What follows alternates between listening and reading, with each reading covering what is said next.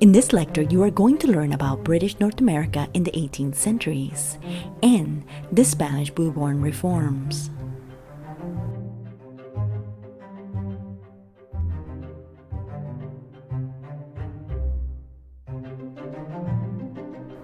In 1492, Columbus sailed the ocean blue, and from there, Europeans began to conquer the Americas.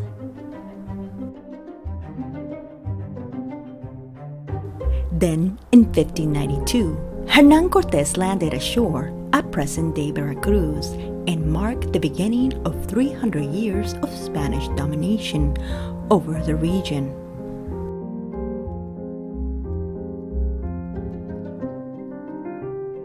The French, Dutch, English, and Portuguese soon followed.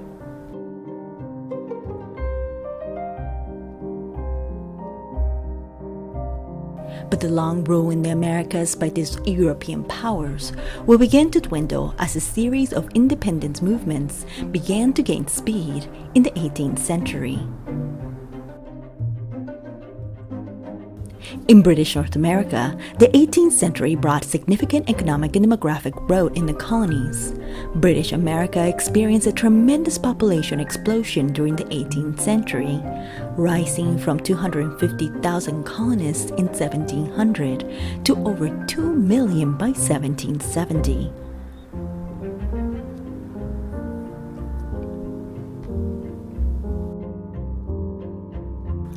The success, the colonists believed, resulted partly from Britain's hands-off approach to the colonies.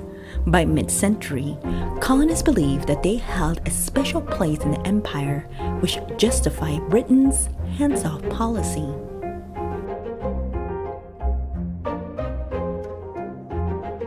By the same token, they saw themselves as British subjects, entitled to all the natural, essential, inherited, and inseparable rights of their fellow subjects in Great Britain.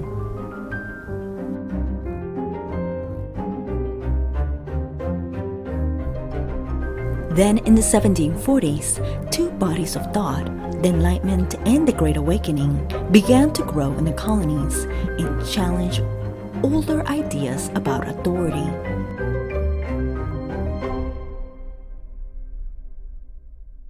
Perhaps no single philosopher had a greater impact on colonial thinking than John Locke. In his essay concerning human understanding, Locke argued that the mind was originally a blank slate and that individuals were formed primarily by their environment.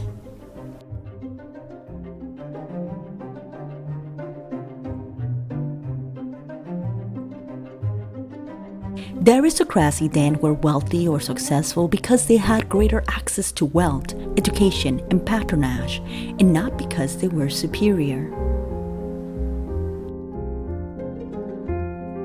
At the same time that Locke's ideas about knowledge and education spread in North America, the colonies also experienced an unprecedented wave of evangelical Protestant revivalism.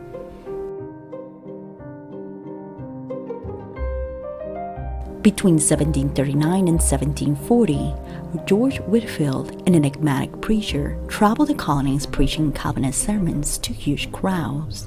Unlike the rationalism of Locke, his sermons were designed to appeal to his listeners' emotions.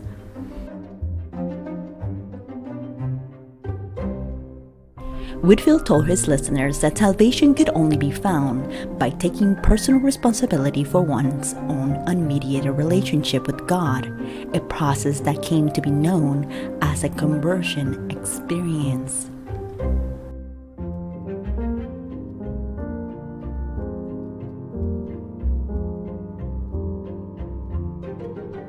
He also argued that the church hierarchies, populated by uncovered ministers, only stood as a barrier between the individual and God. In his wake, new traveling preachers picked up his message and many congregations split, but Locke and Whitefield had empowered individuals to question authority and to take their lives into their own hands.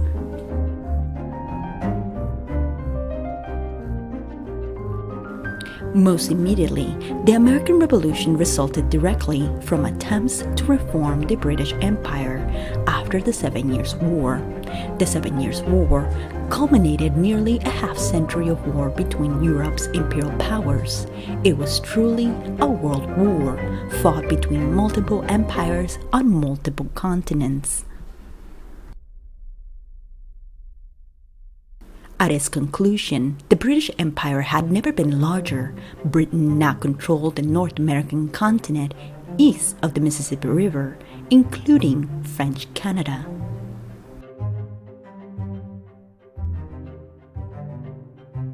It had also consolidated its control over India, but the realities and responsibilities of a post-war empire were daunting. War, let alone victory on such a scale, was costly. Britain doubled the national debt to 13.5 times its annual revenue.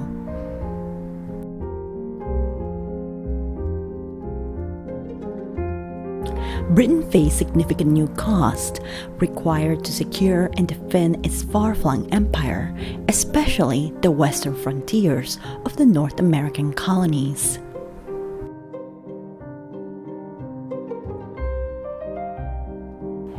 These factors led Britain in the 1760s to attempt to consolidate control over its North American colonies, which, in turn, led to resistance. The resistance led to independence and sparked a global age of revolution in the hemisphere.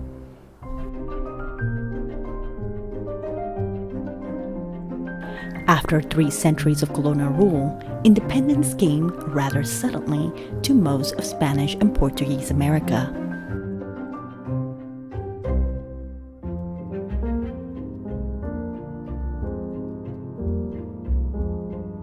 Between 1808 and 1826, all of Latin America, except the Spanish colonies of Cuba and Puerto Rico, slipped out of the hands of the Iberian powers, who had ruled the region since the conquest.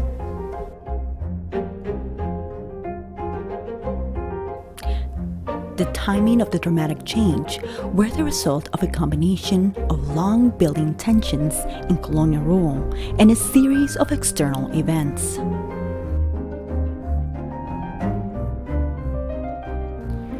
Spanish America also experienced a population boom. New Spain's population doubled over the course of the 18th century, reaching 6 million inhabitants. In the same period, a new dynasty transformed colonial government and provoked widespread resistance to some of its modernizing efforts. The reforms imposed by the Spanish Bourbons provoked great instability in the relations between the rulers and their colonial subjects in the Americas. After the Spanish Bourbon King Philip V acceded to the throne, he and his successors, Ferdinand VI, Charles III, and Charles IV, sponsored a century-long effort to reform and renovate the Spanish Empire. The Bourbons applied the intellectual current of the French Enlightenment to their colonial administration.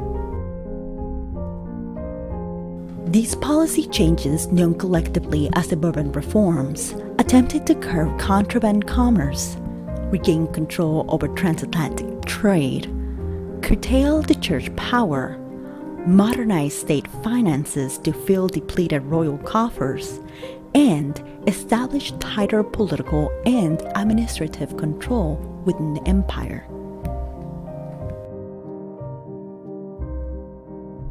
To exercise control over colonial and American societies, the Iberian crown sorted people into fixed categories called caste.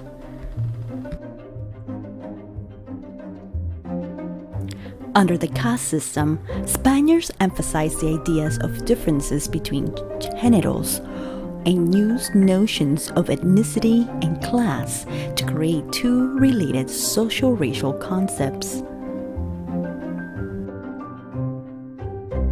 These concepts were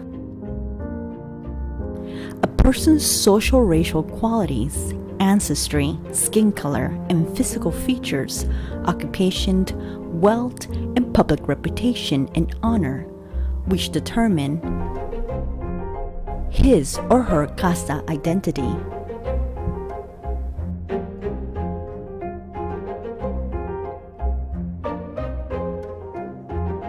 At the top of the caste system were Spanish-born in Spain, known as Peninsulares.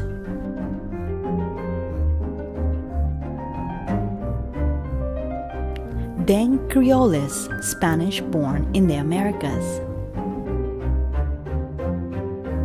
Then Mestizos, mixed-blood offsprings of Spanish settlers and Amerindians. Then the list went on and on to include indigenous people, African slaves, free blacks, and other groups.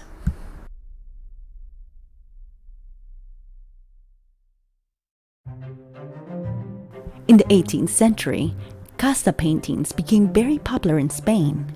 The popularity of such paintings reflect both a Spanish fascination with race and a more general European interest in classification, which was characteristic of 18th century scientific thinking. In this painting, Zapotec artist Miguel Cabrera shows a Spanish man, a mestiza woman, and their child, who was labeled as castiza.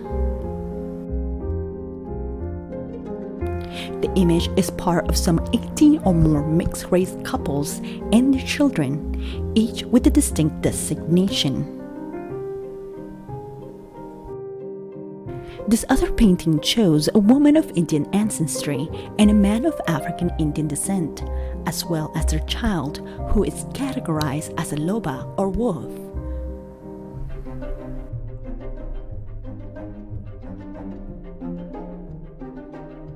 The woman in this image is wearing a lovely haupil, a traditional Mayan tunic or blouse, while the man is dressed in European-style waistcoat vest and lace shirt, as well as a black tri-corner hat, widely popular in Europe during the 17th and 18th centuries.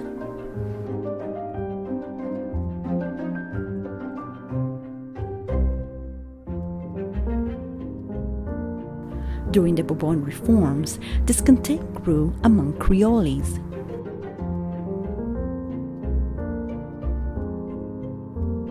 Many Creoles felt Bourbon policy to be an unfair attack on their wealth, political power, and social status.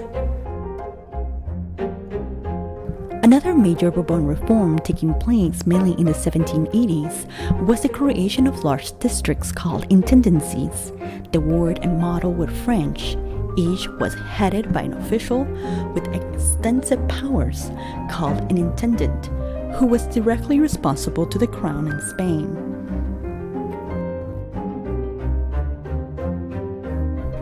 Almost all of the new intendants were Peninsulares, exacerbating the conflict between Peninsulares and Criollos, who wished to retain some control of local administration.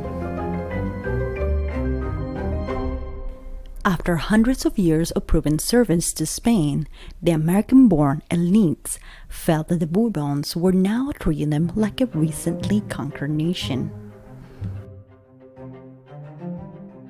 Ironically, the enlightened ideas that inspired the Bourbon Reforms also inspired the Creoles to revolt.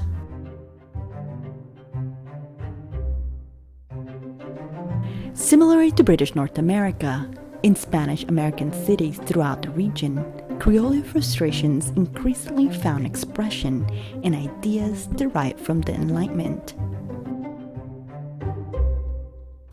Imperial prohibition proved unable to stop the flow of potentially subversive English, French, and North American works into the colonies of Latin America. Creole participants in conspiracies against Portugal and Spain at the end of the 18th and the beginning of the 19th century showed familiarity with European Enlightened thinkers such as Thomas Hobbes, John Locke, and Jean-Jacques Rousseau. The Enlightenment clearly informed the aims of the descendant Creoles and inspired some of the later great leaders of the independence movements across Latin America. Still, these ideas were not, strictly speaking, causes of independence. Creoles selectively adapted rather than simply embraced the thought that had informed revolutions in North America and France. Leaders in Latin America tended to shy away from the more socially radical European doctrines. Moreover, the influence of those ideologies was sharply restricted. With a few exceptions, only small circles of educated urban elites had access to enlightened thought.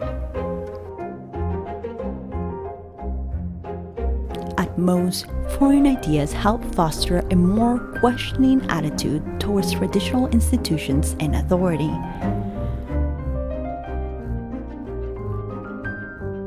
European diplomatic and military events provided the final catalyst that turned Creole discontent into full-fledged movements for Latin American independence.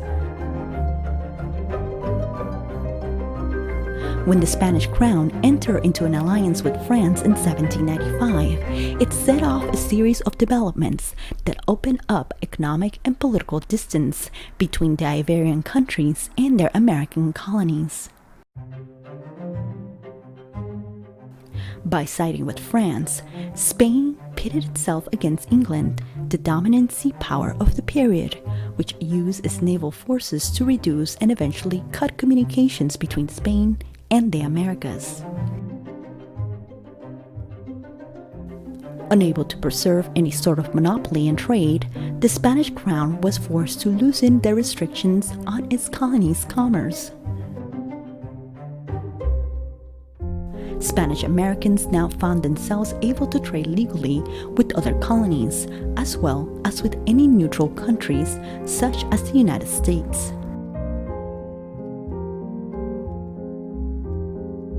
Spain's wartime liberalization of colonial trade sharpened Creoles' desires for greater economic self-determination.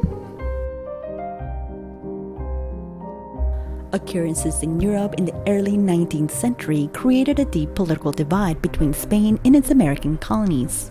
In 1807, the Spanish King Charles IV granted passage through Spanish territory to Napoleon's forces on the way to invade Portugal.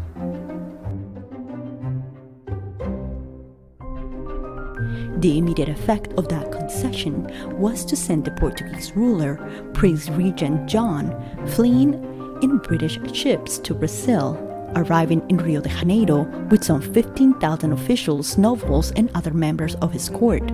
John transformed the Brazilian colony into the administrative center of his empire.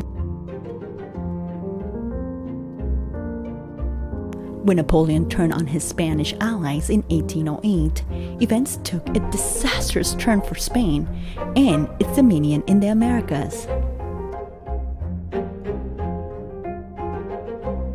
Shortly after, Charles had advocated in favor of his son Ferdinand. Napoleon had them both imprisoned.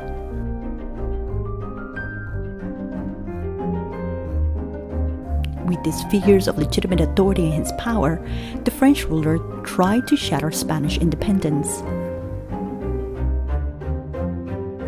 In the process, he set off a political crisis that swept across both Spain and its possessions. The Spanish political tradition centered on the figure of the monarchy, yet, with Charles and Ferdinand removed from the scene, the hub of a political authority was missing. The era of independence was about to commence.